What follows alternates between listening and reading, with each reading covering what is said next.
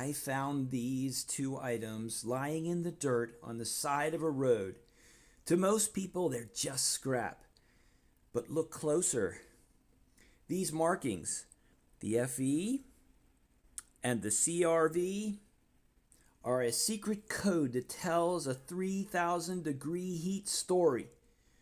One is a humble traveler, weighted down by its own chemistry. The other, a high-strength alloy engineered for extreme pressure. Today, we're going to decode these symbols, trace them back to the earth, and see what these minerals actually look like before they become the steel we rely on. Okay, so let's start with this one first.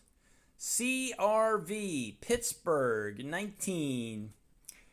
Well, I'm sure some of you figured this out looking at these end things here. This is actually a part of a tool. I guess an extension for a wrench, right? So you put this into your wrench and then you can, or one of them goes on there, and probably in here, and then you can use this to work with nuts. Okay, so it has to be a strong kind of metal to do that. The 19 is your size. Pittsburgh is the company, and they spelled it properly. You guys should know. Pittsburgh ends in an H, okay? The CRV has nothing to do with Toyota. So this CRV is a type of steel, also known as 6150 steel. Steels can be are actually identified using a numeric system, but they also use these. They can also use these letter systems. So CRV means it's chromium and vanadium. Okay, guys, and now the other mystery. Of course, I'm sure a lot of you figured out if it's got Fe on it, that is the element, that is the symbol for iron, Fe. All right, and our adjective ferrous, means iron. The 0.25 means that it's a quarter ounce. So thanks again to AI. It turns out this is a tire weight. Believe it or not, this little piece of metal helps balance the tire, your car tire. Don't ask me how. I don't know how. Okay, but it's so little, but it makes a difference. This little quarter ounce. Okay, guys, and now we unveil the culprits. All right. Every one of these has something to do with the making of CRV steel. Okay, the first culprit and the most likely suspect, of course, is the iron. So here's a piece of specular hematite. That is iron ore, probably from up in the Great Lakes area, maybe Michigan or something, or it could be from Cuba. In Baltimore, we got a lot of iron ore from Cuba back in the 20th century. So there's your raw iron ore. And in Baltimore, long ago, when we, back in the 1700s and maybe into the 1800s, we used bog iron ore, local type of ore. That was mined down in the Patapsco Valley there. Okay, and now what you're going to find a lot of, this is taconite, a taconite pellet.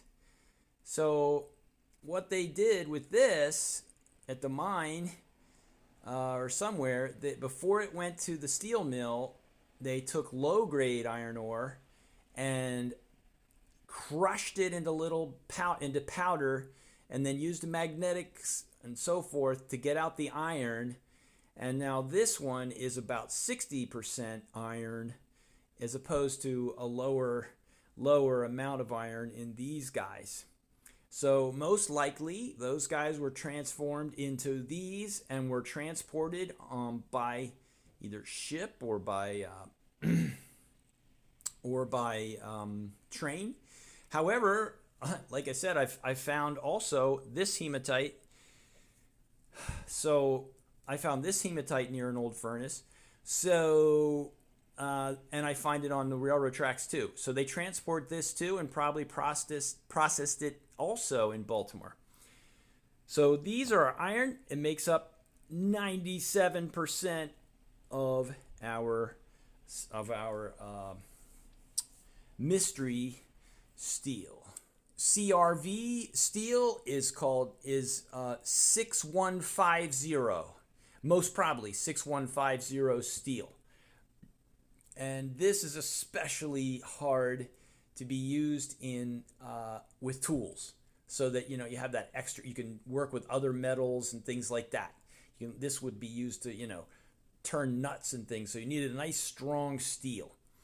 Okay, so how do we make it harder? How do we make it tougher?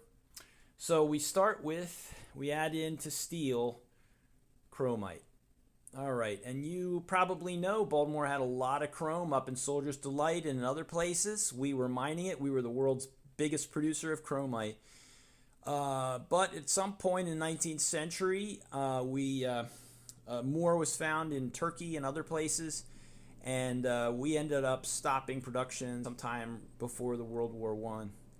Okay, so I don't know where this piece of chromite is from. It's from I found it in the Baltimore area, but it near a foundry, but an old defunct foundry, but don't know where it's from, but it's cool. I polished this side just for fun. I do polish these rocks for my own aesthetic reasons. But anyway, that's chromite. That gets your steel hard and prevents rust. You've got to have manganese, guys, in steel, a lot into a CRV steel at least. And here is romanachite. Again, who knows where it's from? Most likely this is not from Maryland. We have a little bit of we do have manganese in Maryland, and I have some from here, but not like this. So see, it's botryoidal. So that's the manganese. That also makes things hard and does about like 2 other things. You've got to have, so those are crucial. All right, and then we also have, believe it or not, they put quartz into, high quality quartz goes into this kind of steel. They need to get the silicon into this steel, okay, and to make it strong.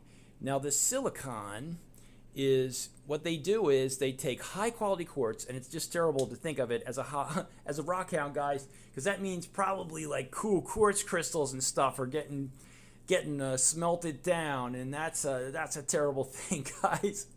Okay, but I'll tell you in a minute exactly how they get this quartz, the silicon from the quartz into the steel. Okay, guys, you can see that this does not look like quartz. But thanks to you guys, I had to look into this. Like, what is this stuff that I've been finding it? It's metallic looking, but it doesn't seem, it seems synthetic to me. It doesn't seem natural. It's got here and there a bubble in it or something, and I just couldn't place it. Now, though, thanks to doing some research, and thanks to AI again, this, I believe, is ferrosilicon, okay? And what they do to get the quartz in, they don't just dump quartz into the furnace. What they do is they put quartz together with old scrap iron and some, what else do they have in there? Might have some carbon there too. And they make this ferrosilicon, and that's what goes in. And this stuff has enough iron in it that it is magnetic, but this is how they get the silicon into the steel. And apparently, if AI is correct, and who knows, right, guys? Sometimes AI makes mistakes, but these plates, AI claims that these plates are silicon crystals. In the actual ferrosilicon, these silvery plates are silver. I don't know if you'll take that or leave it, but if you have those plates in it, that's a sign that another sign that it's ferrosilicon. Okay, and we have two more things to go into this very complicated, interesting special steel for tools. Okay, the other item is, believe it or not, we need carbon. This is a high carbon steel. All right, so, and carbon comes, of course, from coal. I believe this is bituminous coal. I'm not sure, it might be anthracite, but I polish some of my coal, and this one didn't take it super, like, it took a high polish, but it's not quite the same as the really hardcore anthracite that I have. But anyway, that's another issue.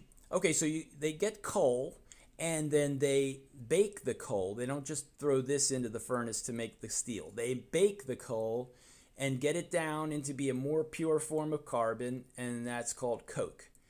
And the coke is what goes in. Now, to get carbon into the steel, sometimes they'll use graphite instead. Remember, graphite is also carbon. Okay, guys, we've talked about the iron, the main component, and we talked about the chrome, we talked about the manganese, we talked about the silicon that we need to get into the steel, we talked about the carbon that we need to get into this thing, and the only one more thing, and I'll take this one off here because that one is not a 6150 CRV steel.